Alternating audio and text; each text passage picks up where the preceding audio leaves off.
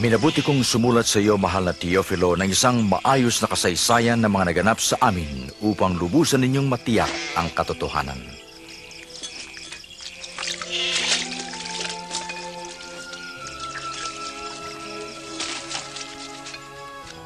Noong si Augusto Cesar ang emperador ng Roma at si Herodes naman ang hari ng Judea, isinugo ng Diyos ang anghel na si Gabriel upang dalawin ang isang dalaga sa Nazaret na nagngangalang Maria.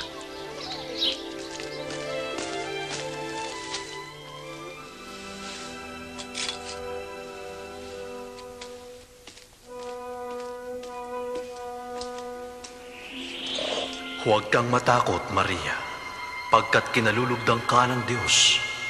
Maglili ka at manganganak ng isang lalaki, at siya'y tatawagin mong Jesus. Paano mangyayari? Dalaga pa ako. Pasa sa iyo